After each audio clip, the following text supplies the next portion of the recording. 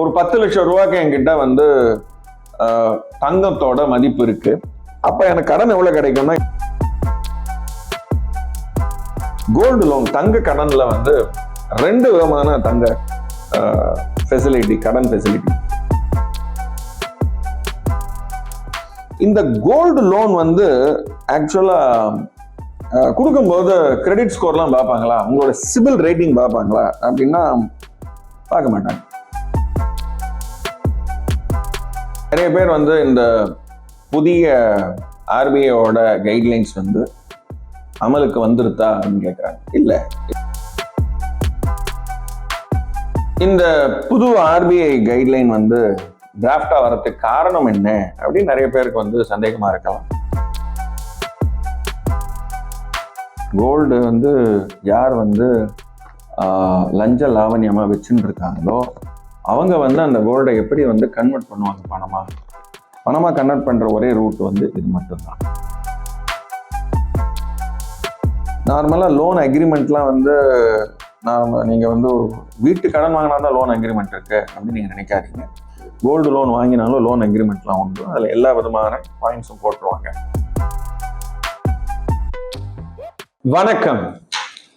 Reserve bank of India ரீசெண்டா gold loan பத்தி ஒரு புது அமெண்ட்மெண்ட்ஸ் கொண்டு வந்திருக்காங்க, especially regulated என்டிட்டிஸ்க்கு.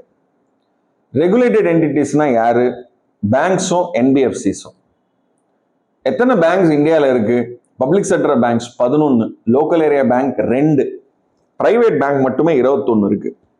Small finance bank 11, payment bank 6, foreign banks 44, regional rural banks மட்டுமே 43, கிராம பேங்க்னு சொல்லுவோம். இது தவிர ஸ்டேட் கோஆபரேட்டிவ் பேங்க்ஸ் 34 இருக்கு. அண்ட் நான் பேங்கிங் ஃபைனான்ஸ் கம்பெனிஸ் 9291 இருக்கு. இவங்களுக்கு தான் இந்த புது reserve bank of India gold loan, gold ஒரு கொலாட்ரலா வச்சுட்டு லோன் வாங்கும்போது என்ன விதமான கைட்லைன்ஸ்லாம் அப்ளை பண்ணணும்ட்டு ஒரு டிராஃப்ட் இஷ்யூ பண்ணியிருக்காங்க போன மாசம் ஏப்ரல் 2025. அதுல சில முக்கியமான அம்சங்களை பத்தி நான் சொல்றேன். நம்பர் 1, இந்த கடனுக்கும் மதிப்பீட்டுக்கும் இருக்கிற பர்சன்டேஜ். இது முன்னாடியே இருக்குது, புதுசு கிடையாது. இந்த கைட்லைன் வந்து எல்லாரும் என்ன நினைக்கிறாங்கன்னா, நிறைய விஷயங்கள் வந்து புதுசா கொண்டு வந்திருக்காங்கன்னு. இல்லை, பேங்க்ஸ் வந்து இந்த விஷயங்கள்லாம் நடைமுறையில யூஸ் பண்ணிட்டு இருக்காங்க. கோடிஃபை சிலது பண்ணியிருக்காங்க, சிலதெல்லாம் பண்ணல.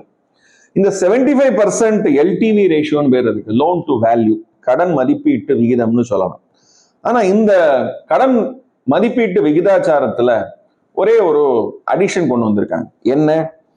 நான் ஒரு 10 லட்சம் ரூபாய்க்கு என்கிட்ட வந்து தங்கத்தோட மதிப்பு இருக்கு. அப்ப எனக்கு கடன் எவ்வளவு கிடைக்கும்னா 75% 7.5 லட்சம். ஆனா 7.5 லட்சம்ங்கிறது கடன், அதனுடைய வட்டி மேபி ஒரு 10 மாசம் 1 வருஷம் கழிச்சு சேர்த்தா ஒரு 7.5 லட்சம் வருது அப்படின்னா அந்த வட்டியை கழிச்சுட்டு பாக்கிக்கு உண்டான அமௌண்ட் தான் வந்து கடனா கொடுப்பாங்க. மேபி 7 லட்சம் வரலாம், இல்லை 6 லட்சம் வரலாம். ஸோ இதுதான் வந்து இந்த லோன் டு வேல்யூ ரேஷியோங்கிறது கொண்டு வந்திருக்காங்க. இந்த 2வது முக்கியமான அம்சம் என்னன்னா, கோல்டு லோன் தங்க கடன்ல வந்து 2 விதமான தங்க ஃபெசிலிட்டி, கடன் ஃபெசிலிட்டி இருக்கு. ஒன்று வந்து கன்சம்ஷன் லோன்ன்றாங்க, அது அவசர தேவைக்கு. இன்னைக்கு நான் வந்து லோன் இப்பெல்லாம் வந்து அட்வர்டைஸ்மெண்ட்லாம் வந்து வரும், 10 நிமிஷத்துல உங்களுக்கு வந்து நாங்கள் கோல்டு லோன்லாம் நாங்கள் கொடுத்துருவோம் அப்படின்ட்டு. ஸோ அந்த மாதிரி இருக்கிற அந்த கன்சம்ஷன் லோன், அதாவது என்னோட தேவைகளுக்காக நான் வாங்குற லோனை வந்து ஆர்பிஐ கன்சம்ஷன் லோன் சொல்றது. ஸோ அந்த மாதிரியான கன்சம்ஷன் லோனுக்கு வந்து இந்த சில ரெஸ்ட்ரிக்ஷன்ஸ் கொண்டு வந்திருக்காங்க. ஏன்னா நீங்க அவசரம் தான் நீங்க வாங்குறீங்க. ஸோ அதனால அவசரம்னா எவ்வளவு அவசரம்? 1 மாசத்துல கொடுத்துருவீங்களா? ஏன்னா இப்போ வந்து சில படத்துலலாம் பார்ப்போம், அவசரமா எனக்கு ஒரு காசு கொடுறா அப்படின்ட்டு, நான் திருப்பி கொடுத்துட்றேன் அப்படின்ட்டு. அவர் 2 நாளா கொடுப்பான், 10 நாளா கொடுப்பான்ட்டு, சம்டைம் கொடுக்கவே மாட்டான். இந்த மாதிரி இந்த கன்சம்ஷன் லோன்னா வந்து திருப்பி கொடுக்கணும், சீக்கிரம் கொடுத்துடணும். அந்த சீக்கிரங்கிறது எவ்வளவு? ரிசர்வ் பேங்க் ஆஃப் இந்தியா என்ன சொல்றதுன்னா 12 மாதம். ஸோ 12 மாதத்துக்குள்ள வந்து நீங்க திருப்பிடணும் அப்படின்ட்டு. இல்லை நான் திருப்ப மாட்டேன், எனக்கு நான் ரீப்ளேஜ் பண்ணிக்கோங்க, அது என்னால் வந்து பண்ண முடியல, அதை அப்படியே திரும்ப பிளேஜ் பண்ணி திரும்ப அந்த அக்கௌண்ட்டை வந்து சைக்கிள் பண்ணுங்க அப்படின்னா அது பண்ண முடியாது. அப்போ என்ன பண்ணலாம்? அங்கே தான் வந்து ஒரு மாற்றம் கொண்டு வந்திருக்காங்க. இந்த கோல்டு லோன் வந்து ஆக்சுவலா கொடுக்கும்போது கிரெடிட் ஸ்கோர்லாம் பார்ப்பாங்களா, உங்களோட சிபில் ரேட்டிங் பார்ப்பாங்களா அப்படின்னா பார்க்க மாட்டாங்க. அது அவசியம் இல்லை, மேண்டேட்டரி கிடையாது. ஆனா நீங்க மாசத்துக்கு வட்டி கட்டுவேன், இல்ல 3 மாசம் ஒரு வட்டி கட்டுவேன், நான் வந்து அசலும் கட்டுவேன், இதெல்லாம் வந்து அந்த லோன் அக்ரிமெண்ட்ல நீங்க ஒத்துண்டு செய்ய மாட்டேங்கிறீங்க. That is called as the repayment behavior. இந்த ரீபேமெண்ட் பிஹேவியர்ல வந்து நம்ம டிஃபால்ட் பண்ணிட்டோம்னா அது வந்து நம்மளோட சிபில் ஸ்கோரை இம்பாக்ட் பண்ணும். ஸோ இது முக்கியமான விஷயம். நிறைய பேர் வந்து இந்த புதிய ஆர்பிஐயோட கைட்லைன்ஸ் வந்து அமலுக்கு வந்துருத்தா அப்படின்னு கேட்குறாங்க. இல்லை, இது வந்து ஒரு டிராஃப்டா வந்து இஷ்யூ பண்ணியிருக்காங்க. மக்களுடைய கருத்துக்கள், ஸோ உங்களுக்கு வந்து இந்த டிராஃப்ட் கைட்லைன்ஸ்ல வந்து ஏதாவது சஜஷன்ஸ் இருந்ததுன்னா நீங்க ஆர்பிஐக்கு தெரியப்படுத்தலாம். தனி நபராகவும் தெரியப்படுத்தலாம், ஒரு கன்சியூமர் அசோசியேஷனாகவும் தெரியப்படுத்தலாம். இந்த புது ஆர்பிஐ கைட்லைன் வந்து டிராஃப்டா வரதுக்கு காரணம் என்ன அப்படின்னு நிறைய பேருக்கு வந்து சந்தேகமா இருக்கலாம். இந்த சட்டங்கள்லாம் ஆல்ரெடி இருக்கே, நிறைய விஷயங்கள் வந்து பேங்க்ஸை கடைபிடிக்கிறது. அப்போ இப்போ எதுக்கு புதுசா? லஞ்ச லாவண்யத்தை வந்து கண்ட்ரோல் பண்ணணும், பிளாக் மணி சர்க்குலேஷனை வந்து ரெடியூஸ் பண்ணணும். இதுதான் வந்து முக்கியமான நோக்கம். இன்னைக்கு வந்து கேஷ் வந்து போர்ஷன் வந்து அபரீதமா கம்மி ஆயிடுது. ஸோ அப்போ வந்து லஞ்சம் வாங்குறவங்க வந்து பணமா வாங்கல, பொருளா வாங்குறாங்க. அதுவும் பொருள்னா தங்கம் தான் வந்து பொருள்ல வந்து ஒரு ஸ்மால் குவான்டிட்டி, வேல்யூ ஜாஸ்தி. அப்போ என்கிட்ட வந்து லஞ்ச பணம் வந்து தங்கமா இருக்கும்போது அந்த பணத்தை நான் எப்படி பணமாக்குறது? பணமாக்கணும்னா நான் போய் தங்கத்தை விற்கணும், இல்லை தங்கத்தை கடன் வாங்கணும் தங்கத்துக்கு மேலே. ஸோ எனக்கு தெரிஞ்ச என் கீழே இருக்கிற வேலைக்காரங்க, தோட்டக்காரங்க, அவங்க மூலியமாக நான் வந்து தங்க நகை கடனை வாங்கிட்டு அந்த பணத்தை நான் திருப்பி கட்ட மாட்டேன். திருப்பி கட்டலைன்னா அப்போ கடன் மூழ்கிடும், அவ்வளோதான். அப்போ யார் கடன் வாங்கினாங்க? அந்த தங்கம் அவருக்கு எப்படி வந்தது? இதை அவர் வாங்கினாரா, இல்லை யாருக்கா கொடுத்தாரா, யார் கொடுத்தாங்க? இந்த மாதிரியான கேள்விக்கெல்லாம் வந்து பதிலே இல்லாம அந்த தங்கம் வந்து கை மாறி போயிடுது. இந்த புது சட்டத்துல, இந்த புது கைட்லைன்ல ஒரு முக்கியமான ஒரு பாயிண்ட் கொண்டு வந்திருக்காங்க. என்ன அப்படின்னா, நீங்க ஒரு கடன் வாங்கும்போது இதனுடைய ஜென்யூன்னஸ், அதாவது ரசீது கேட்பாங்களா அப்படிங்கிறது பரவலாக எல்லாரும் கேட்குறாங்க. ரசீது கேட்கலாம், ரசீது இருந்தால் நல்லது. ரசீது இல்லை அப்படின்னா ஜென்யூன் இல்லைன்னு அர்த்தம் இல்லை.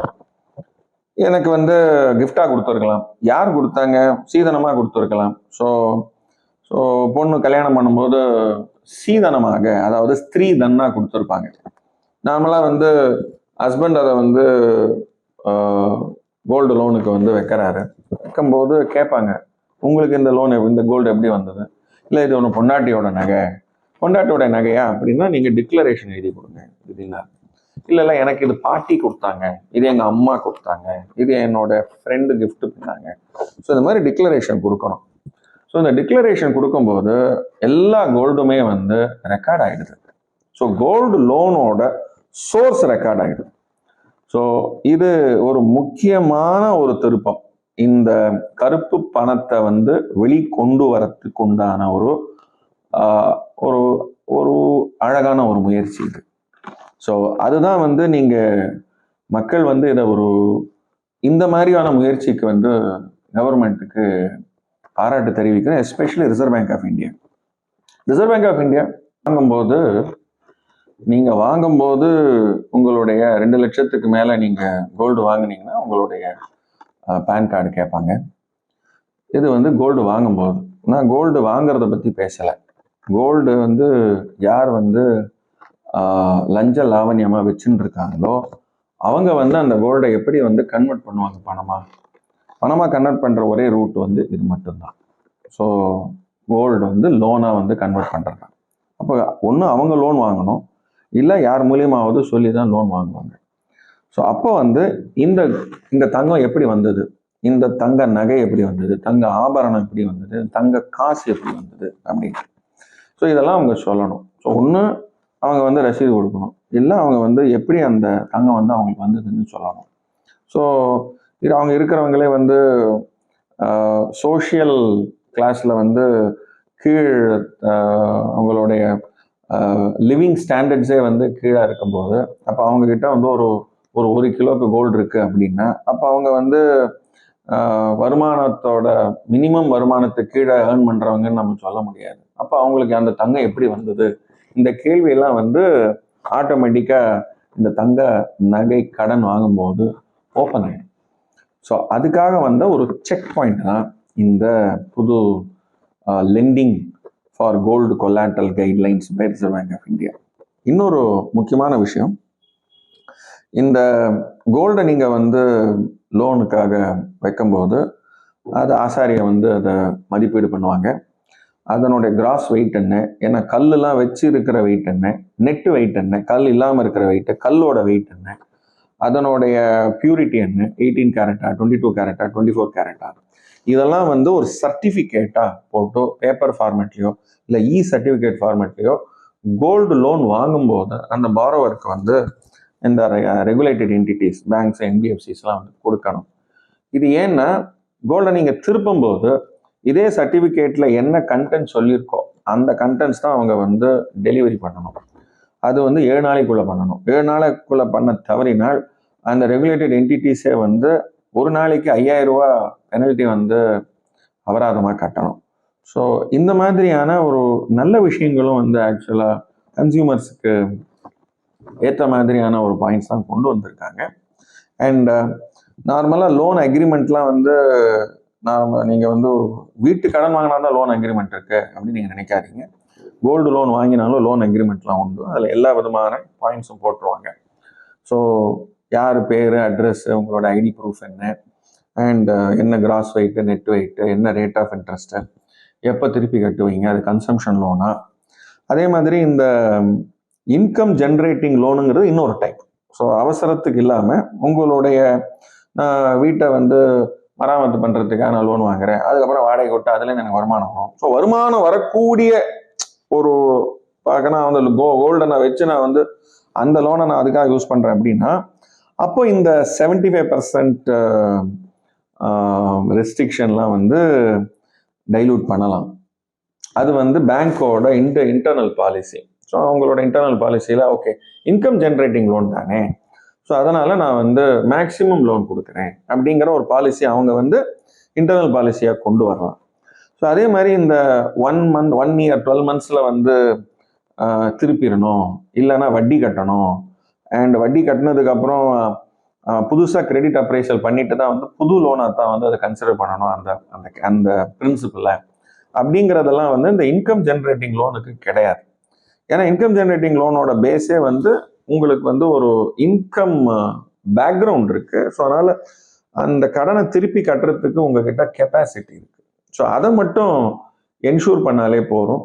இந்த கண்டிஷன்ஸை வந்து ரெஸ்ட்ரிக்ஷன்ஸ் வந்து இன்கம் ஜென்ரேட்டிங் லோனுக்கு அப்ளை பண்ணாத மாதிரி ஒரு கம்ஃபர்ட் வந்து இந்த கைட்லைன்ஸ் கொடுத்துருக்கு. இந்த மாதிரியான புது கைட்லைன் வரும்போது மக்களோட விழிப்புணர்வு இருக்கணுங்கிறதுக்காகத்தான் இந்த மிஸ்டர் அண்ட் மிஸ்ஸஸ் ஃபினான்ஸுங்கிற இந்த மாதிரி சேனலை, இந்த மாதிரி மற்ற சேனல்லாம் வந்து இந்த மாதிரியான நல்ல விஷயங்கள்லாம் நீங்கள் போய் மக்களுக்கு போய் எடுத்து சொல்கிறீங்க. மக்கள் வந்து ரெகுலேட்டட் என்டிட்டிஸில் தான் வந்து கோல்டு லோன் வாங்கணும், அந்த அன்ரெகுலேட்டட் என்டிட்டிஸ். ஸோ அன்ரெகுலேட்டடுங்கிறது ஆர்பிஐ லைசன்ஸ் இல்லாதவங்க கிட்ட போயிட்டு நீங்கள் வாங்கும்போது அங்கே மல்டிபிள் கண்டிஷன்ஸ் இருக்கும். என்ன, பியூரிட்டி வந்து இருந்தாலும் பியூரிட்டி கம்மியாக இருக்குன்ட்டு தான் வந்து அவங்க ரெக்கார்ட் பண்ணுவாங்க, வேல்யூவேஷன் கம்மியாக போடுவாங்க, ரேட் ஆஃப் இன்ட்ரெஸ்ட் ஜாஸ்தியாக இருக்கும், பெனல்ட்டி நீங்கள் வந்து எவ்வளோக்கு எவ்வளோ டிஃபால்ட் பண்ணுறீங்களோ வட்டி வந்து வட்டிக்கு மேலே வட்டி போடுவாங்க. இதெல்லாம் வந்து ரெகுலேட்டட் என்டிட்டிஸில் கிடையாது. ஸோ அதனால் மக்கள் வந்து இந்த மாதிரி கேள்வி கேட்கறது வந்து அவங்களுக்கு கஷ்டமாக இருக்குன்னா அவங்களுடைய நன்மைக்காகத்தான் வந்து ரிசர்வ் பேங்க் ஆஃப் இந்தியா கொண்டு வரதை ஒழிய அவங்க கஷ்டப்படுத்துறதுக்காக கிடையாது. ஸோ அதனால் இந்த 4 கேள்வி கேட்கறதுக்காக நான் வந்து இந்த ரெகுலேட்டட் என்டிட்டிஸ் பேங்க்ஸும் என்பிஎஃப்சியும் நான் புறக்கணித்திருவேன் அப்படிங்கிறது செய்யக்கூடாது மக்கள். ஸோ அதுக்காகத்தான் இந்த மாதிரியான ஒரு நல்ல மக்களுக்கு போய் சேரக்கூடிய விஷயங்கள்லாம் வந்து இந்த மாதிரி வீடியோஸில் பண்ணுறாங்க. ஸோ நீங்கள் இதுக்கெல்லாம் ஆதரவு கொடுக்கணும். ஏன் சார் இப்போ வட்டியை பிடிச்சிட்டு அவங்க அசலை தராங்க? ஒரு 7 லட்ச ரூபாய்க்கு வைக்கிற ஒரு கிராம் அப்படின்னா ஏன் வட்டியை 12 மாசம் வட்டியை முன்னாடியே பிடிச்சிட்டு பேங்க்ஸ் போய் இப்போ ஏன் பிடிக்கிறாங்க வட்டியை? இவ்வளோ நாள் அப்படி கிடையாது, ஏன் பிடிக்கிறாங்க சார்? ஒரு லாஜிக் வந்து புரிஞ்சுக்கணும். கடன் வாங்கும்போது கடன்தாரர் வந்து பாரோவர் வந்து கடனை திருப்பி கொடுக்கணுங்கிறதுக்காகத்தான் ஒரு மார்ஜின்னு வைக்கிறாங்க. மார்ஜின்னா என்ன? அப்போ எனக்கு அதில் ஸ்டேக்ஸ் இருக்கு, நானும் பணம் போட்டிருக்கேன். நான் பணம் போட்டுறதுனால நான் அதை வந்து திருப்பணுங்கிற எனக்கு அந்த வைராகியம் இருக்கும், அதனோட இன்ட்ரெஸ்ட் இருக்கும் எனக்கு. ஸோ ஒரு 10 லட்சம் ரூபா நான் வந்து ஒரு தங்கத்தில் போட்டிருக்கேன் அப்படின்னா அதில் 75%ங்கிறது 7 லட்சம் ரூபா. 75%ங்கிறது நான் கடன் வாங்குறது 6 லட்சம், அதில் ஒரு 10% ஆட் பண்ணேன்னா வட்டி வந்து 65,000 ஆட் ஆச்சுன்னா அது வந்து 7,15,000 கிட்ட வரும். ஸோ கிட்டத்தட்ட ஒரு 7 லட்சம் கிட்ட வருது. அப்படி ஒன்று ஒரு கொஞ்சம் ரேட் ஆஃப் இன்ட்ரெஸ்ட் ஜாஸ்தியாக இருந்தது. அப்போ என்ன அர்த்தம்? உங்களுக்கு அந்த 25% மார்ஜினை, உங்களுடைய ஸ்டேக்ஸை, உங்களுடைய ஷேரை அந்த கோல்டில் அப்படியே இருக்கும். அப்போது நீங்கள் அந்த கோல்டை திருப்புவீங்கிற அந்த இன்ட்ரெஸ்ட் இருக்கும். எப்போ முழுகும்? 75 தாண்டி 80 தாண்டி வட்டியெல்லாம் தாண்டி போகும்போது உங்களுக்கு இன்ட்ரெஸ்ட் போயிடும். அடடா, இப்போ நான் வந்து அப்போ அவ்வளோ கட்டி நான் அந்த ஓனர்ஷிப் எடுக்கணும். உங்களுக்கு அந்த ஓனர்ஷிப் இருக்கும்போது தான் திருப்பணுங்கிற இன்ட்ரெஸ்ட் வரும். அதுக்காக தான் அந்த 25% மார்ஜினை வந்து வைக்கிறாங்க. ஸோ அதனால உங்களுடைய 75%ல இன்ட்ரெஸ்ட்டை பிடிச்சிட்டு கொடுக்குறாங்க அப்படிங்கிறது கிடையாது. அந்த இன்ட்ரெஸ்ட் போர்ஷனை கழிச்சிட்டு உங்களுடைய மார்ஜினை இன்க்ரீஸ் பண்றாங்க. So it is not 75% margin, இது 70% கூட இருக்கலாம். 70% மார்ஜின் இருக்கும்போது உங்களுடைய இன்ட்ரெஸ்ட் வந்து அந்த கோல்டு லோன்ல ஜாஸ்தியா இருக்கும். நீங்க கண்டிப்பா திருப்பிவீங்கிற அந்த ஒரு நம்பிக்கைக்காகத்தான் அந்த மார்ஜின் வைக்கிறாங்க. நார்மலா ரிசர்வ் பேங்க் ஆஃப் இந்தியா வந்து இந்த மாதிரியான ஒரு மக்கள் கிட்ட மேக்சிமம் இம்பாக்ட் இருக்கிற சில ஸ்கீம்ஸ் எல்லாம் கொண்டு வரும்போது டிராஃப்டா கொண்டு வந்துட்டு மக்களுடைய கருத்துக்களை கேட்டுட்டு அதுக்கப்புறம் வந்து அதுல நியாயமான கோரிக்கையான சில விஷயங்கள்லாம் வந்து ரிவைஸ் பண்ணி ரிவைஸ்டு கைட்லைனை தான் வந்து இம்ப்ளிமெண்ட் பண்ணுவாங்க. அந்த வகையில இந்த புது கைட்லைனுக்கு என்னென்ன மாதிரியான மக்கள் வந்து நீங்க சஜஷன் கொடுக்கணும்னு விரும்புறீங்களோ கொடுங்க. இண்டிவிஜுவலாக கொடுங்க, அசோசியேஷன் மூலியமா கொடுங்க. அப்போ ரிசர்வ் பேங்க் ஆஃப் இந்தியா அந்த கருத்துக்களை எடுத்துட்டு மேக்சிமம் அது வந்து ஒரு 90 days வந்து மக்களுடைய பார்வையில் இருக்கும். அதுக்கப்புறம் அதை வந்து அமெண்ட் பண்ணி தேவை என்னவோ அதை அமெண்ட் பண்ணிட்டு இன்னொரு 1 மாசம் 2 மாசத்துல புழக்கத்தில் வந்துடும். ஸோ மேபி ஆகஸ்ட் செப்டம்பர் மாதம் நீங்கள் அதை அமலுக்கு வரத்துக்கு வாய்ப்பு. மக்களுடைய கருத்து தான் வந்து ஒரு இப்போ இதுவே பழமொழியே உண்டு, மக்கள் தீர்ப்பே மகேசன் தீர்ப்புன்ட்டு. மக்கள் வந்து இந்த மாதிரி இந்த ஃபோரத்தில், யூடியூப்ல, ஃபேஸ்புக்கில் வெறும் கருத்துக்களை நீங்கள் பதிவு பண்ணால் மட்டும் கவர்மெண்ட் வந்து ஏற்றுக்காது. நீங்கள் prime minister office, ministry of finance, reserve bank of இந்தியாவோட சைட்டுக்கு, ஸோ அஃபிஷியலாக ரிசர்வ் பேங்க் ஆஃப் இந்தியா தான் அந்த கைட்லைன் கொடுத்துருக்கு. ஸோ அதனால் நீங்கள் வந்து கவர்மெண்ட் மேலே நீங்கள் ஒரு அவதூறு சொல்கிறதோ இல்லை ஃபினான்ஸ் மினிஸ்ட்ரி மேலே அவதூறு சொல்கிறதோ அவசியம் இல்லை. நேராக ரிசர்வ் பேங்க் ஆஃப் இந்தியாவோட சைட்டுக்கு அவங்களுடைய மின்னஞ்சலில் நீங்கள் உங்களுடைய கருத்தை வந்து பகிர்ந்துக்கங்க. அப்போ அவங்க வந்து உங்களுடைய கருத்துக்கெல்லாம் எடுத்து அக்யூமுலேட் பண்ணி அங்கே கமிட்டியில் வந்து அதை அனலைஸ் பண்ணி இந்த கைட்லைன்ஸை வந்து ரிவைஸ் பண்ணுவாங்க. ஸோ நியாயமான உங்களுடைய கோரிக்கை, இப்போ நீங்கள் கேட்டீங்க இந்த 75% நீங்கள் வந்து வட்டியை நீங்கள் கழிச்சிட்டு கொடுக்குறீங்க, இது நியாயமான பாயிண்ட் தான். இப்போ நீங்க கழிச்சு கொடுக்கறதுனால என்ன வந்து பாதிப்பு வருது அப்படிங்கிறத நீங்க வந்து முன் வைக்கணும். ஸோ நீங்க ரிசர்வ் பேங்க் ஆஃப் இந்தியா கருத்துக்கள் சொல்லும் போது அவங்க சொன்ன இந்த கைட்லைன்ஸ்ல என்னென்ன பாதிப்புகள் வந்து எனக்கு வரும், நம்ம மக்களுக்கு வரும் அப்படிங்கிறத முன் வச்சு கருத்துக்களை சொல்லி அதை மட்டும் சொல்லாம என்ன மாதிரியா இருக்கணும், இந்த கைட்லைன் வந்து ரிவைஸ்டா எப்படி இருந்தா பெட்டரா இருக்கும், எங்களுக்கு சாதகமா இருக்கும் அப்படியும் சொல்லணும். சொன்னா கண்டிப்பா ரிசர்வ் பேங்க் ஆஃப் இந்தியா அதை ஏற்றுக்கும். எத்தனை பேர் கருத்து சொன்னா வந்து அவங்க காது கேட்கும்னு கேட்குறீங்க, நல்ல கேள்வி இது. இந்த கோல்டு லோனோட மார்க்கெட் சைஸ் பார்த்தீங்கன்னா 7 லட்சம் கோடி, பெரிய சைஸ். இந்த சைஸில் எவ்வளோ பேர் இருக்காங்க அப்படின்னு பார்த்தீங்கன்னா கிட்டத்தட்ட ஒரு 10 கோடிக்கும் மேலே சந்தாதாரர்கள், பாரோவர்ஸ், கடன் வாங்கினவங்க அப்படின்னு சொல்லலாங்க. இந்த 10 கோடி பேர் எல்லாரும் இந்த கோல்டு லோனோட இதெல்லாம் அனுகூலம் ஆயிருக்காங்க. ஸோ அதுலேருந்து ஒரு பர்சன் எடுத்துக்கோங்க. ஸோ இந்த 10 கோடி ஜனங்கள்ல 1% எடுத்தீங்கன்னா 10 லட்சம் பேர். ஸோ 10 லட்சம் கருத்துக்கள் வரணும். 10 லட்சம் வரலன்னா அட்லீஸ்ட் ஒரு 10,000 கருத்து வந்தாலே 0.01%. ஸோ ஆனால் அந்த கருத்து கூட வர மாட்டேங்குது. உண்மை என்னன்னா 100 பேர்கிட்ட இருந்து கருத்து வர மாட்டேங்குது. 10,000 பேர் ஃபேஸ்புக்கில் போஸ்ட் போடுறாங்க, 1,00,000 பேர் கமெண்ட் போடுறீங்க யூடியூப்ல. ஆனால் ஒரு 10 பேர் ரிசர்வ் பேங்குக்கு எழுத மாட்டேங்க. அதை எழுதுங்க. கண்டிப்பாக ரிசர்வ் பேங்க் ஆஃப் இந்தியா அந்த கருத்து சுதந்திரத்தை தான் அவங்க மதிக்கிறாங்க, ஆமோதிப்பாங்க. அண்ட் நியாயமான பாயிண்ட்டை சொன்னீங்கன்னா அவங்க எடுத்துப்பாங்க.